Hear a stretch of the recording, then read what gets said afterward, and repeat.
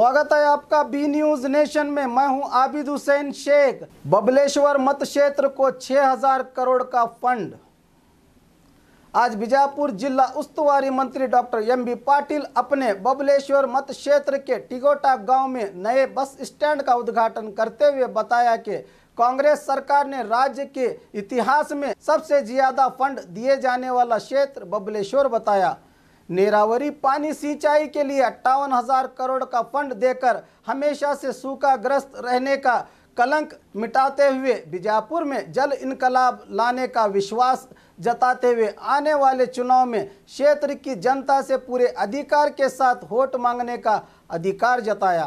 वहीं कल मुद्दे बिहार के सामूहिक विवाह समारोह में खनन के कारोबार में आरोपी पूर्व बीजेपी एमएलए जनार्दन रेड्डी के बेलगाम जुबान से एम.बी. पाटिल को राजनीति का बच्चा कहने पर पलटवार करते हुए एम.बी. पाटिल ने जनार्दन रेड्डी को खनन चोर, जेल की हवा खाने वाला भ्रष्ट व्यक्ति से कोई ज्ञान सीखने की जरूरत नहीं बताया।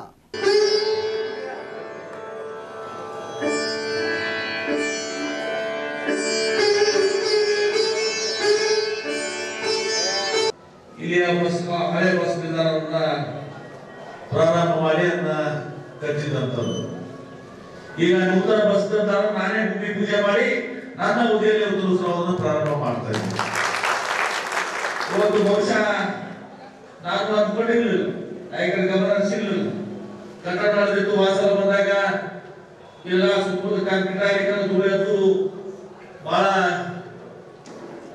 ಸರಿ ಆಗುದಿಲ್ಲ ಅಂತ ತಿಳ್ಕೊಂಡು ಮತ್ತೆ ಒಂದು 90 ಲಕ್ಷ ಅಂದ್ರೆ ಇಲ್ಲಿವರೆಗೆ ಮತ್ತೆ ಹಂತದಲ್ಲಿ 125 ಲಕ್ಷ, 1,25,00,000, ಎರಡನೇ ಹಂತದಲ್ಲಿ 90 ಲಕ್ಷ. ಹೀಗಾಗಿ ಸುಮಾರು 1,02,15 ಲಕ್ಷ ರೂಪಾಯಿಗಳನ್ನ ಈ ಒಂದು ಬಸ್ ನಿಲ್ದಾಣಕ್ಕೆ ಖರ್ಚು ಮಾಡಿದ್ದೀವಿ.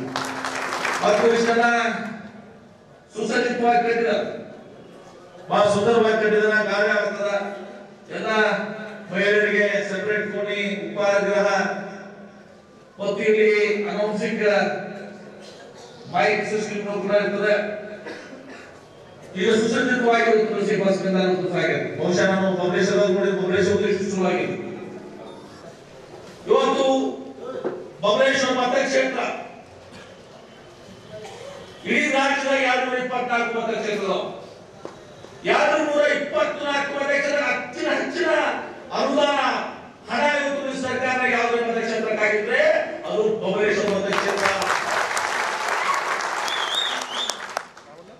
2ನೇ ತಾರೀಕಿಗೆ ಬರ್ತಾರೆ ಇಲ್ಲಿ ಬಿಜೆಪಿ ಅಧ್ಯಕ್ಷರು, ಅವ್ರು ಹೇಳಬೇಕು 224 ಮತಕ್ಷೇತ್ರದಾಗ ಸುಮಾರು 6,000 ಕೋಟಿ ರೂಪಾಯಿ ಯಡಿಯೂರಪ್ಪನವರ ನಿಮ್ಮ ಮತಕ್ಷೇತ್ರದಾಗ ಒಂದು ಹೋಬಳಿಗೆ ಟಿಕೆಟ್, ಒಂದು ಹೋಬಳಿಗೆ 3,600 ಕೋಟಿ ರೂಪಾಯಿ ನಮ್ಮ ಎಂ.ಬಿ. ಪಾಟೀಲ್ ಕೊಟ್ಟಿದ್ದಾರೆ.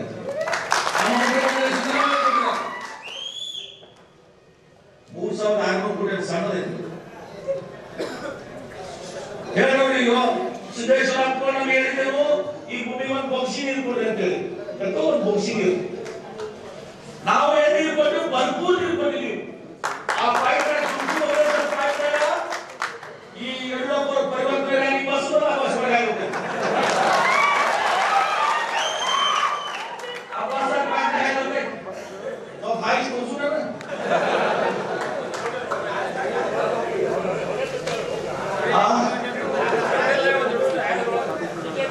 ಇವತ್ತು ಇದು ತುರ್ಕಿ ಭುವನೇಶ್ವರ ಹೋಗ್ಲಿ ಎಷ್ಟು ನೀರು 6.3 ಟಿಎಂಸಿ ನೀರು. 6.3 ಟಿಎಂಸಿ ನೀರು ಅಂದ್ರೆ ಎಷ್ಟು? ಮಾದಾಯಿಯಲ್ಲಿ 4 ಜಿಲ್ಲೆಗಳು ಗೋವಾದ ಬಳ್ಳಾರಿಗಿದ್ದಾವಲ್ಲ ಅಷ್ಟು ನೀರು ಬರೀ ನಮ್ಮ ತ್ರಿಕೋನ ಹೋಗ್ಲಿಕ್ಕೆ ನೀರು. ಬಬಲೇಶ್ವರ ಹೋಗ್ಲಿ ಮತ್ತೆ ಪ್ರವಾಹ ಬರ್ತದೆ, ಬಬಲೇಶ್ವರ ಹೋಗ್ಲಿ ಪ್ರವಾಹ ಬರ್ತದೆ. ವಿಜಯಪುರ ಜಿಲ್ಲೆಗೆ 14.5 ಲಕ್ಷ ಎಕರೆ ನೀರಾವರಿ. ಹಿಂದೆ 1 ಮತ್ತು 2ರಾಗ ಯಡಿಯೂರಪ್ಪ, ಜಗದೀಶ್ ಶೆಟ್ಟರು, ಎಲ್ಲಾರು ಕೂಡ ಇತಿಹಾಸದಾಗ 20-30 ಎಲ್ಲರೇ ಇಡೀ ರಾಜ್ಯದಾಗ ಎಲ್ಲ ಕಡೆ ಈ ಯಾತ್ರೆ ಶೋ ಮೇಲೆ ಹೋಗ್ತಾರೆ. ಪರಿವರ್ತನೆ ಎಲ್ಲ ಕಡೆ ಗೊತ್ತಾಗಿದ್ರು. ಯಾಕೆ ನಮಗೆ ಬಿಡಾಕ ಗೊತ್ತಾಗಿದೆ, ದಿನ ಒಂದು ಪೇಪರ್ನಾಗ ಎದ್ದು ಬರ್ತದೆ. ಮೊನ್ನೆ ಮಲಪ್ರಭಾ ಉದ್ಘಾಟನೆ, ಆ ಕೆರೆ ತುಂಬು ಯೋಜನೆ, ಈ ಯೋಜನೆ ಕೆಂಪವಾಡದಲ್ಲಿ ಯಾರು ಎಂಪಿ ಪಾಟೀಲ್ ಸಿದ್ದರಾಮಯ್ಯ ಎಂಪಿ ಪಾಟೀಲ್ ಅದು ಸಾಕಾಗಿ ಏನೋ ಮಾತಾಡಕತ್ತ MP Patil Siddaramaiah commission agent ಈ ಪುಣ್ಯಾತ್ಮ ಇವರು ಕಮಿಷನ್ ಹಂಗ ತಗೊಳ್ತಾರೆ ಚಕ್ರಾಕ್ಷರ ಹಬ್ಬಿ ಹೆಂಗಿದ್ರು ಚಕ್ರಾಕ್ಷರ ತಗೊಂಡು ಅವ್ರು ಸಿಬ್ಬಂದಿ ಕೇಳಿಬಿಡೋರು ನಾಕೆ ನಾನು ಸನ್ಮಾನ್ಯ ಯಡಿಯೂರಪ್ಪನವರ ಕರಡಿ ಅದು ಆ ಕರಡಿ ಮಗು ನಿಂತು ನೋಡ್ಕೊಳ್ಳಿ ಚಕ್ರಾಗ ಹಣ ತಗೊಂಡು ಜೈಲಿಗೆ ಹೋಗಿ ಬಂದವ್ರು ನೀವು ಕರಡಿ ಯಾರು ಮಾಡ್ತಾರೆ ನೋಡ್ಕೊಂಡು ಅವ್ರಿಗೆ ಏಜೆಂಟ್ ಯಾರು ಇವ್ರು ಏಜೆಂಟರು ನಮ್ಮ ಸಿದ್ದರಾಮಯ್ಯ ಸರ್ಕಾರ ಒಂದು 12 ದಿವಸ ಆಗಿದೆ ನಮ್ಮ ಸಿದ್ದರಾಮಯ್ಯ ಅವರು ಹಬ್ಬ ಬೀಳ ಪಕ್ಕ ಶಾಟ್ ನಮ್ಮ ಸಿದ್ದರಾಮಯ್ಯ ನಾವೇನೋ ಎಂಬಿ ಶಾಟ್ ಬರೀ ಶಾಟ್ ಅಂದ್ರೆ ಶಾಟ್ ಅದೇ ಸುದ್ದಿ ನಮ್ಮ ಸರ್ಕಾರಿ ರೊಕ್ಕಸತಿಗಳು ಒಂದು ಪೈಸಾ ಹಂಗೆ ಬಿಡಂಗಿಲ್ಲ ಇವ್ರಗತ್ತೆ ರೊಕ್ಕ ತಿಂದು ಜೈಲಿಗೆ ಹೋಗೋದು ಕೆಲಸ ಮಾಡ್ತಾರೆ ಸಿದ್ದರಾಮಯ್ಯ ಅನ್ನೋದು ಹೆಮ್ಮೆ 9 ಬಾರಿ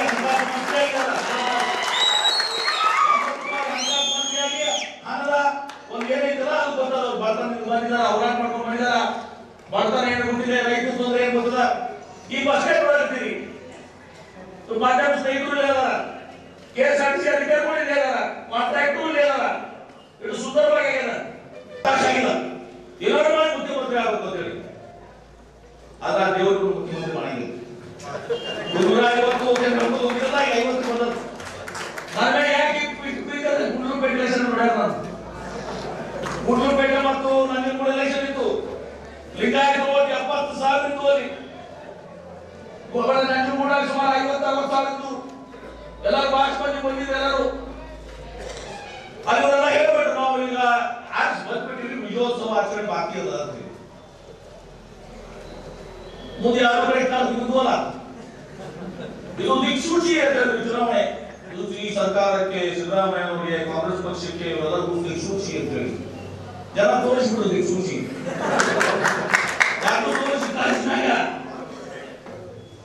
ಮಾಧವ ಪ್ರಸಾದ್ ಜಾಸ್ತಿ ಅವರು ಮನೆಯವರು ಕೊಟ್ಟಿದ್ದು ಮಾಧವ ಪ್ರಕಾಶ್ 7,000 11,000 ಅಲ್ಲಿ 21,000 ದಿಕ್ಸೂಚಿ ಗೊತ್ತಾಯ್ತಲ್ಲ ಪಾಪ ಯಡಿಯೂರಪ್ಪನವ್ರು ತಪ್ಪಲ್ಲ ಹಿರಿಯದಾರ ಅವ್ರ ವಯಸ್ಸಿಗೆ ನನ್ನ ಗೌರವ ಮಾತಾಡೋದಕ್ಕಲ್ಲ ಈ ಕ್ವಶನ್ ಮಾತಾಡೋದು ಸ್ವಲ್ಪ ಮಾತಾಡ್ತಿರ್ತಾರೆ ನನಗೂ ಮಾತಾಡಕ್ಕೆ ಬರ್ತದ ಮತ್ ನಾ ಮಾತಾಡ್ತಿದ್ರೆ ಪ್ರಳಯ ಆಗ್ತದ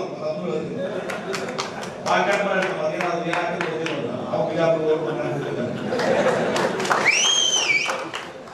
ಅದಕ್ಕೆ ಅವರು ಮಾಡ್ತಾರೆ 150 ಹೋಗಿ 50 ಬಂದ್ರೆ ಮಿಷನ್ 150 ಅಂದ್ರೆ 150 ನಮ್ಮ ಜಯ 150 ಮಿಷನ್ ಎಲ್ಲರೂ ಮಿಷನ್ ನಮ್ದು ಹಂಗೆ ಹೇಳಿ ನಮ್ಮ ಮುಖ್ಯಮಂತ್ರಿ ನಾವು ಕೆಲಸ ಮಾಡಿ ಕುರಿ ಕೊಡೋಕೆ ನಾವು ಕೆಲಸ ಮಾಡಿ ಆಶೀರ್ವಾದ ಮಾಡೋದು ಕೇಳಿದ ನಿಮ್ಮ ಗೌರವದಿಂದ ಮಾಡಿ ಸಂಸ್ಥೆ ಮಾತಾಡಿದವರು ಅದನ್ನು ಇವರು ಕೆಲಸ ಮಾಡಿದ್ವಿ ನೀವು ಆಶೀರ್ವಾದ ಮಾಡಿ